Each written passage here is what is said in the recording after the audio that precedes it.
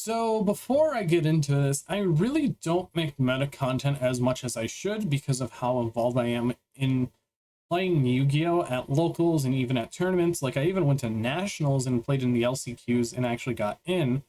But in my honest opinion, I got burnt out of the meta content because it was kind of like the same thing every single time. Grab this data, present it, and just keep repeating. Unlike news, where it's always something different that's going to pop up, from Rush Duel to even Master Duel to even TCG. And before we get into this, I want to say thanks to Lucas Sacco for making this whole entire tier list. And it's really comprehensive of looking at it because we have multiple different decks to go along with how the format's going to be. And I'm going to go through each and every deck that there is. So let's get into it and let's start. So where do I want to start? Well, I kind of want to look at the lower tiers first and work our way up. So first off, we're going to be taking a look at things like White Forest and Blue Eyes. Going into Justice Hunter's format, it's going to be very interesting to think about because a lot of decks like those two are going to fall out of favor and go into the rogue category because they become weaker as time goes on. Especially Blue Eyes with being an extremely fair deck, and they have to adjust to play against the current meta with board breakers and even other cards here and there. The same thing can be said for White Forest. Now, White Forest is generally weaker against K9 because they activate effects in the hand and in the graveyard, and K9 is really strong against that, where you can go into summon out an Azuna to send a Lupus, and the Lupus would summon itself back. So you can go into a myriad of Exceed monsters, from things like K9 17 Ripper that could destroy a card on the field. You can even go into Quinqueri, or I think it's Quinqueri, I think that's the name, where you can just summon out a rank 5 free, or even multiple other cards here and there. But realistically, I definitely think that both Blue Eyes and White Forest are going to be a rogue tier strategy, where they're going to just make their way into the top cut sometimes, but not all the time, or very little. And the same goes for Branded. This deck always comes back around every single month, and people are like, oh yeah, this is a deck. And that's how it was at the LCQ, where I ran into a Branded deck and it's like, oh yeah, you're a deck I had to worry about. And realistically, I do think that it does get dropped down a peg because of what the current metagame is like, especially going into the Justice Sensors format, with how many effects that they utilize from the graveyard and also from the hand, which does trigger the K9 cards. You can also have to go against Herald of the Arclight with Yummy, and even with Draco Tail, they could just quick effect Feminel to drop itself 2 other cards to summon out of El Shaw window. That's very hard to go against for a few decks, unless if you're running specific outs for them. Now, overall, these 3 decks I definitely think will be in the rogue status, and that's where they're going to continue going on until something is changed in the current meta or something is added to their deck. After that, let's take a look at the Fiendsmith Evil Twin deck that's been topping. I definitely think that this deck will fall out of the format because of the current metascape that's going to be happening. And realistically, I don't have much experience seeing this deck in action or going against it. But Fiendsmith generally gets weaker going into K9s, when it can also complement the whole entire archetype if you're playing it together. But outside of that, it's definitely one of the things that does fall down into the rogue category. Same for Gem Knights, even though that Gem Knights is currently rogue. Gem Knights is still going to be rogue because they can opt to go second with multiple board breakers, from Forbidden Droplet, Evenly Matched, Raigeki, Dark Ruler No More, you name it.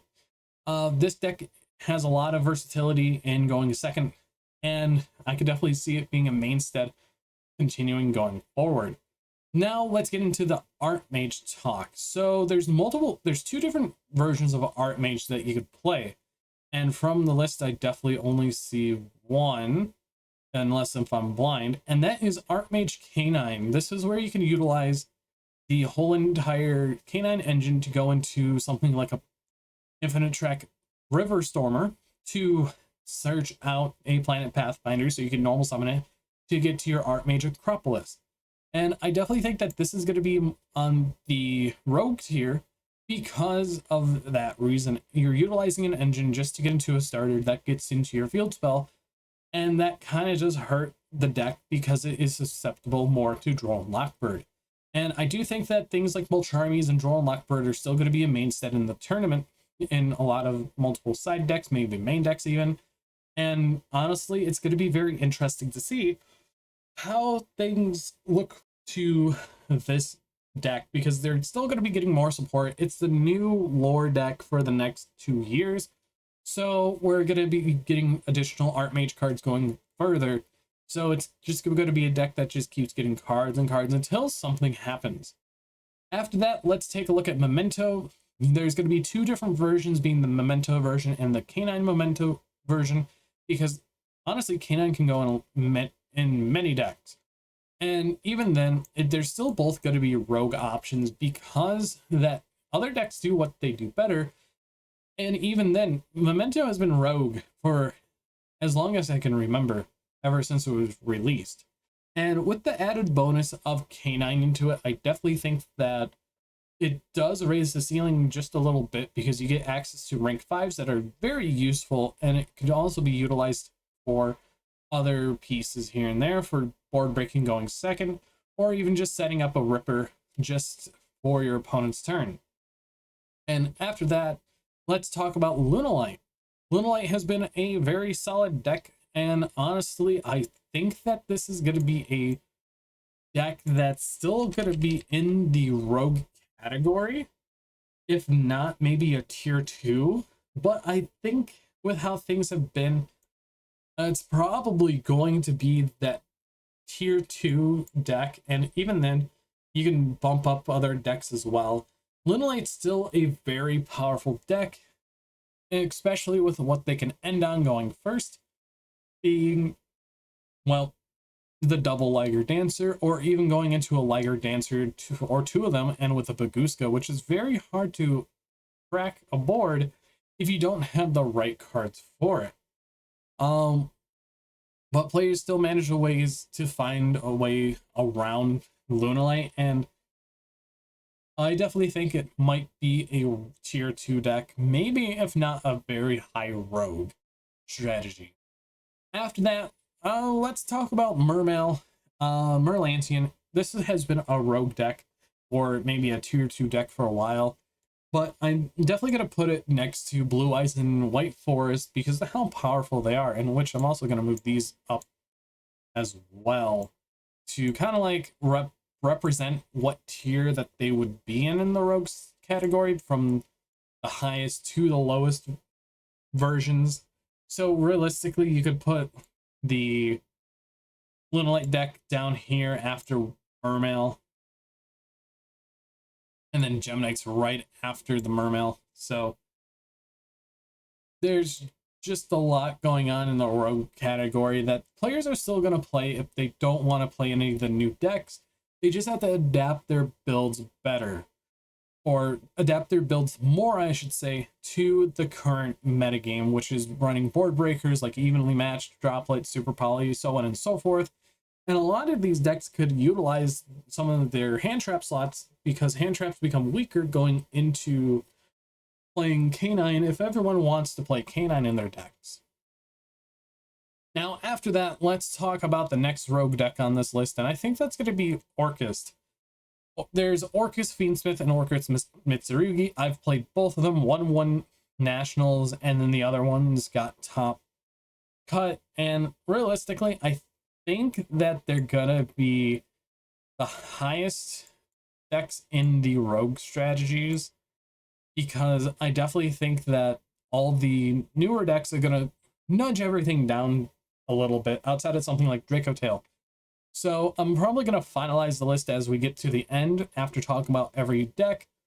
And realistically, I do think that Orcust is one of the more potential ones that could be up in the high rogue tier 2 status, because of how much potential that the deck has with the grind game and the recoverability of their cards back to the hand because of the brand new support from Battle of Legends.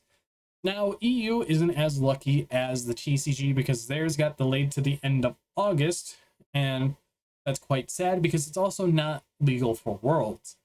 But after that, let's talk about Crystron. I definitely think it's also another rogue strategy for Pure.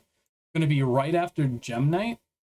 But the Canine variant might sneak its way into tier 2 because you could utilize the Canine stuff again to go into River Stormer to search out Scrap Recycler to get your combos going, or you could just go into a Ripper so you have some form of interruption present on the field. And that's really good, especially going into this new format. Now, as we can see, we're getting closer to just a lot of the same decks that are on the field right on the list right now. So let's go ahead and talk about Ryziel.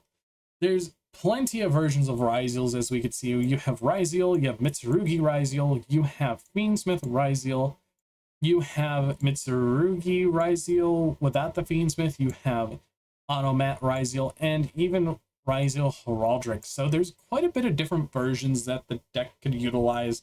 So let's talk about them. So Pure Ryziel is definitely going to be a rogue strategy because it's weaker compared to its other versions. And I really haven't seen much of Pure Ryziel outside of a top here and there, where I've just been seeing a lot of Automat Ryziel and Heraldric Ryziel, which those two, which I think will be tier 2 because of how powerful the deck is still being able to function, because with all the consistency hits that they have. But honestly, it was replaced with what they received in those supports from both Alliance Insight and and Duelist Advance. Next up, let's talk about the Fiendsmith Ryziel, which I definitely think is also going to join them in tier 2 because it does play into Canine more. Now let's talk about the two big ones. You have the Mitsurugi Ryziel and you also have Fiendsmith Ryziel. These are two very opposing decks in the current game, and they are still pretty good, and I definitely think they're going to be a tier 1.5 because they get knocked down a peg due to Vanquished Soul K9, which I'm already going to say right now that's a tier 1 deck. That's like one of the best decks in the format. And honestly, that's completely fine by me. They do have to adjust their list because I do look at what they have currently, and they are on quite a bit of hand traps, and they have to adjust from playing a lot of hand traps into making a balance between them and board breakers. So that's one thing that is going to be interesting to see that the deck does. But now let's get into the last rogue deck I should have talked about is Labyrinth. This is actually going to be a higher one, probably above Branded, but below Lunalight, I would have to say, because honestly, it's still a good deck. It can run multiple board breakers and multiple cards that can just deal with Vanquish Soul, but I think Vanquish Soul just gets more advantage overall. And they have more counters to Labyrinth itself. But now we're down to this whole entire mess right here. Mitsurugi. I definitely think that this is going to be a tier 1 deck because you have multiple different versions being Mitsurugi Ryziel. This might be just pure Ryziel, so I'm just going to put that there and lower just pure Mitsurugi. So you can have it at the end of tier 1 or at the top of tier 0.15. So realistically, these are all interchangeable within the tier 0.5. Pure Mitsurugi is just a really strong deck. People also play Audotic Mitsurugi, which is still really good. The Mitsurugi Ryziel is still a very potent deck, and it's kind of just the top deck of the current format, but with the shifts, it's going to be very interesting. So I might just keep it at the tier 1 status. Then let's talk about Malice. Definitely still a tier 1 deck with how much it has going for it. It doesn't really play into Vanquish Soul K9 much because you can just not use the hand effect of March Hare, but most of the times you will. And On top of that, you don't really have any graveyard effects, which is not really an issue. So I definitely think that Malice does get out scot-free from Canine a little outside of just the March Hare, but it's just one thing that we have to wait and see on how the format shifts altogether. And now for the final cards, we have pure Canine.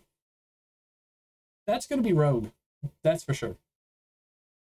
And I definitely think that Fiendsmith Canine is going to be kind of like a tier 2, high Rogue deck, with how interesting the deck could be, being able to use going to Caesar or Desiree along with multiple different rank 5 monsters. So that's one of the things that is going for it. We have all of this Draco Tail. I want to focus on Yummy first. So pure Yummy, definitely going to be a tier 1 contender. And that is absolutely fine because that's how it's been in the OCG, where Yummy has been the second best deck for quite some time, along with the whole entire Malice deck.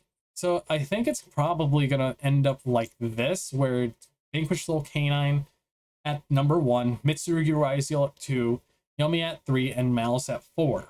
And then the other decks go on and go forward. Then we also have the Fiendsmith version, which I really don't have much practice in at all. I definitely think it's weaker, but you could definitely say it's going to be in the tier 1.5 category, because Fiendsmith definitely ages poorly and gets kind of worse. But that is what it is. And now finally, we have the whole entire suite of Draco Tail. Pure Draco Tail is going to be Rogue. Branded Draco Tail is going to be Rogue. Primite Draco Tail might be a tier 2. But I know one of my friends, they've been testing Canine Draco Tail Shaddoll. And that might be a definite tier 2. So I'm probably going to slot the others as well into the tier 2 category with all 3 of those. But I really don't know how I feel about the Justice Hunters format yet, because I don't have much experience going into it. And these are just my opinions. And realistically, I could be wrong on a lot of this. I could be wrong completely. But that's just everyone's opinions, because I'm just going off of what I know of what the decks could do. And judging on things, we might see Lunalight go up more, or just completely stop being played. Same for other decks like White Force and Branded. And honestly, I think this is as close as you can get it to how the OCG has it, but you can also drop Orcus down more, or you could drop Raizeel completely off the face of the map. But realistically, I definitely think the TCG is going to be in a definite awkward place compared to what the OCG has with their solidified decks, where Lunalight's in the top 5, while over here it might not do much, but it could do something going into the format because it's better against certain decks. But that is how it is for me. But anyways, this has been my tier list for the new format for Justice Hunters. But anyways, I hope you guys did enjoy, and tell me your thoughts. I don't want to have any arguments down in the comments below. I just want discussions. That's all I'm really here for, is just having discussions with you guys. And it's been nice getting the discussions on the YouTube shorts, because I like seeing a lot of people's opinions on what they see and what they think. But anyways, I've been BoltSpider. I hope you guys did enjoy this video, and I'll see you all in the next video. So now that we talked about everything, let's do some adjustments to the final list. And honestly, it's going to be very interesting of some changes. So first off, let's take a look at everything that is prime, or everything that's Draco Tail. So the Primate variant's probably going to be lower than it is, while the Branded variant is higher. While Crystron Canine should be higher as well, because it's definitely more resilient to the current metagame, while both Orcus variants can be dropped down lower. Now, for the Raizeel side, the Automat Raizeel is probably going to be in the Rogue category because it gets weaker into the format, and that's one thing to consider. the pure Mitsurugi should definitely be in the tier 2 section rather than the tier 1. And overall, that's quite a bit of changes already. Now, the Draco Tail branded, I moved it upwards because that definitely feels right. While the K9 and the pure versions could realistically be higher, but I'm going to keep them in the tier 2 category. Along with the Vanquish Soul K9 and Mitsurugi Raizel, they're still probably going to be the best decks, while Malice and Yummy will be dropped down to 1.5. And overall, I definitely think that this looks more reasonable of a metagame where you have 3 different Raizels and 3 different tiers, depending on which one that you want. Well, 4 actually, I should say, in the top 3 tiers of the game, from 1 to 1.5 to 2. And then you also have 3 different Draco Tail versions you can run. You have multiple Mitsurugi variants you can run, from Mitsurugi Raizel to Mitsurugi Fiendsmith Raizel to even just the whole entire Mitsurugi Raizel. So realistically, you can also put the Fiendsmith one up at the top. So it's still going to be the top 4 of the same decks, and plus Crystron, and then Mitsurugi's there. So overall, it's definitely going to be a very interesting format to cater to and switch to, as we're going to go heavier into board breakers, where you're going to see players playing things like, as I've said before, super polymerization and other things as well on the lines. But overall, I'm definitely going to keep the list how it is now, and that's the overall tier list for the Justice Hunters format.